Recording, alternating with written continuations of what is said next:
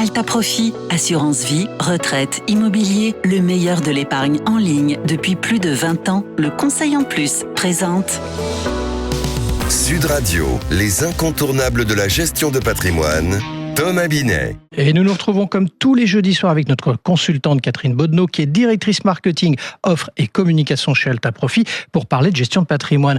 Bonsoir Catherine. Bonsoir Thomas. Catherine, aujourd'hui on va parler héritage. Sommes-nous libres de choisir à qui iront nos biens au moment de notre décès ? Pas forcément, vous allez nous l'expliquer. Parce que la réponse à cette question quand même est encadrée par de nombreuses règles qu'il faut connaître. Catherine, pouvez-vous d'abord nous expliquer ces grands principes ? Alors, la transmission d'un patrimoine en France est encadrée par le droit des successions. Oui. Il y a deux grandes notions à connaître. La première, c'est la réserve héréditaire.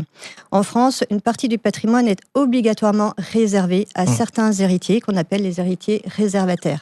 En premier lieu, ce sont les enfants, et en l'absence d'enfants, c'est le conjoint marié.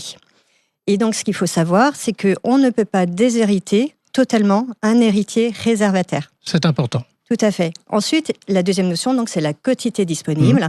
Donc, ce qui n'est pas obligatoirement à transmettre aux héritiers réservataires, vous avez la liberté de transmettre cette partie-là aux héritiers de votre choix. Ça peut être un conjoint, ça peut être un partenaire de Pacs, des amis ou même une association.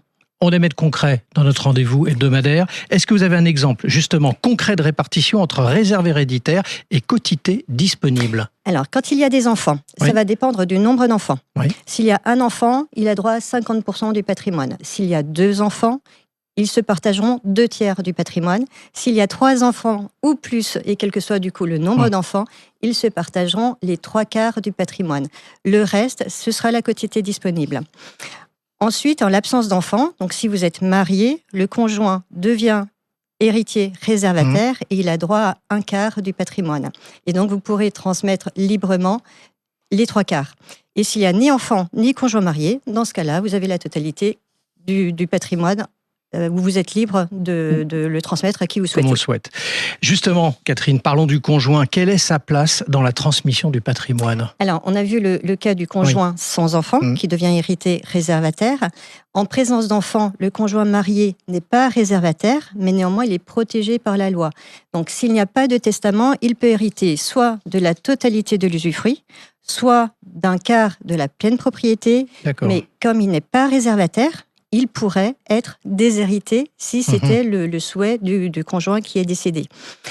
Ce qu'il faut savoir, c'est que là, on parle du conjoint marié. Un partenaire de Pacs ou un concubin ne sont pas des héritiers légaux. Donc, si on veut leur transmettre quelque chose, il faut faire un testament. D'accord.